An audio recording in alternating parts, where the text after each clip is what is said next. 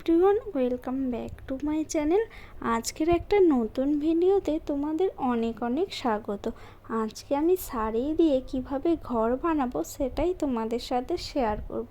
কত সহজ উপায়ে একটা শাড়ি দিয়ে ঘর বানানো যায় সেটাই দেখতে থাকো তোমরা। চলো পুরো ভিডিওটা প্রথম থেকে শেষ পর্যন্ত দেখতে থাকো। আর যারা আমার চ্যানেলে নতুন অবশ্যই চ্যানেলটি like, comment, share and subscribe করতে কেউ ভুলো না। চলো পুরো ভিডিওটা দেখতে থাকো। প্রথমে শাড়িটা আমি দুটো পার্ট খুলে নিলাম। কেনা অবস্থাতেই যেভাবে ভাঁজ করা ছিল শাড়িটা সেটার আমি দুটো পার্ট খুলে নিচ্ছি। এরপর চওড়াতেও দু ধার থেকে আমি আরও একটু সরু সরু করে দুপাশ থেকে ভাঁজ করে নিয়েছি। আর তারপর লম্বে দু দিক থেকে আমি এইভাবে শাড়িটাকে মুড়িয়ে দিচ্ছি। দেখতেই পাচ্ছ তোমরা আমি কিভাবে মুড়ছি। এইভাবে করবে, খুব সহজ উপায় হয়ে যাবে। দেখো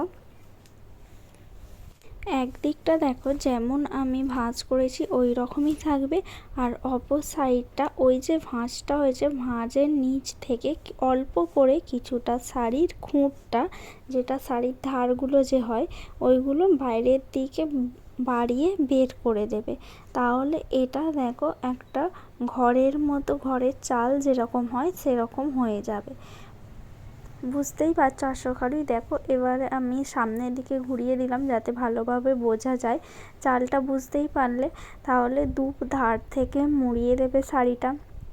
মোড়ানোর পর ভাঁজ করার পরে একদিকটা যেমন ভাঁজ থাকবে ওই রকমই থাকবে, আর অপর দিকের ভাঁজ থেকে দুপাশে শাড়ির যে খুঁট দুটো বা কোণ দুটো হয় সেই দুটো একটু বেশি করে বাড়িয়ে এইভাবে খুলে মুড়িয়ে দেবে। আর কিছুই নয়, জাস্ট একটু বেশি করে বাড়িয়ে খুলে এইভাবে মুড়ে দিলেই এই চাল শেপটা চলে আসবে। এরপর ঘরটা যাতে আরও দেখতে আরও সুন্দর হয় সেই জন্য আমি একটা কালারিং আর্ট পেপার নিয়েছি এবং আর্ট পেপারটাকে আমি মাপ করে কেটে নেব। একটা গেটের সাইজে মাপ করে কাটবো লম্বা, আর দুপাশের জানালায় চৌকো করে আমি কেটে নেব। দেখো আমার গেটটাও তৈরি হয়ে গেছে। গেটের যে কাগজটা সেটা এইভাবেই লম্বা করে কেটে জাস্ট তোমরা এইভাবে নিচে একটা ডবল সাইড টেপ ইউজ করবে, টেপ দিয়ে জাস্ট মেরে দেবে। এরপর দুপাশের জানালাটা রেডি করব। এরপর দুটো জানালার জন্য আমি সমান মাপে দুটো কাগজ কেটে নিচ্ছি। আর দেখতে হবে দুটো কাগজ যেন সমান মাপেরই কাটা হয়, ছোট বড় না হয়ে যায়। সেক্ষেত্রে একদিকের জানালা ছোট মনে হবে আর একদিকের বড় মনে হবে। তো তোমরা সমান মাপ করেই কাটবে।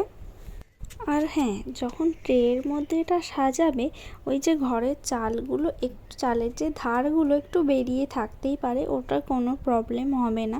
কারণ ট্রের ওপর এই শাড়ির ডিজাইন করাটা দেওয়ার পর তোমরা তো একটা পলিথিনের কালারিং পলিথিন পেপার দিয়ে র্যাপ করবে, তো ওটা টেপ দিয়ে যখন মারবে দু সাইডে তখন কভার হয়ে যাবে, ওটা কোনো প্রবলেম হবে না।